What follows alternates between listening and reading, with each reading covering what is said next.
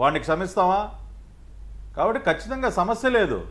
రెండోది, నన్ను చంపడానికి ప్రయత్నం చేశాడు సార్. గన్నవరం నడిబొడ్డున మా పార్టీ కార్యాలయాన్ని తగలబెట్టడమే కాకుండా నేను ఆ రోజు చచ్చిపోయేవాడిని.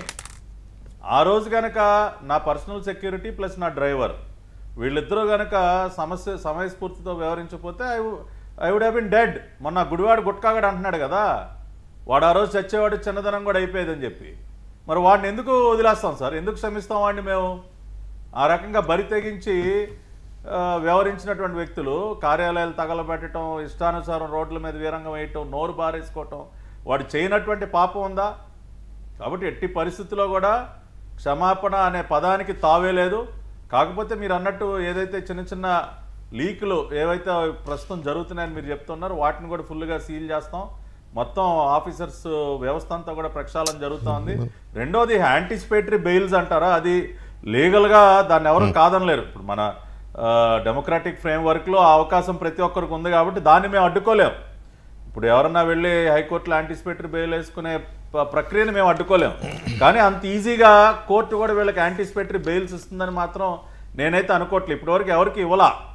ఏదో ఇవాళ కూడా కొంత విచారణ జరిగింది, కానీ ఇప్పుడు ఆ రోజున చంద్రబాబు నాయుడు గారి ఇంటి మీద దాడి చేసినటువంటి ఆ సైకో, ఆ జోగి రమేష్ గారు, అదేవిధంగా మాకు విజయవాడ తూర్పులో ఇంకో పిల్ల సైకో ఉంది, కార్యాలయం పైన దాడి, మా ఇంటిపైన దాడి చేసినటువంటి అవినాష్, ఇటువంటి వాళ్ళందరూ కూడా వేశారు. కానీ ఎవరికి కూడా ఇప్పటివరకు గ్రాంట్ చేయలేదు.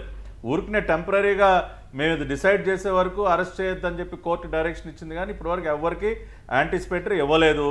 కాబట్టి కోర్టులో కూడా వాళ్ళకి రిలీఫ్ వస్తుందని నేనైతే అనుకోవట్లేదు.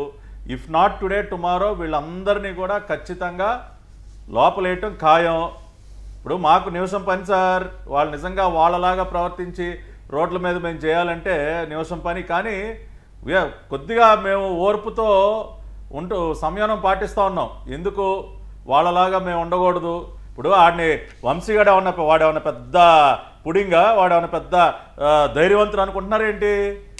నంబర్ 1 పిరికోడు వల్లభనేని వంశీ అనేవాడు ఈ భూ ప్రపంచంలోనే నంబర్ 1 పిరికోడు.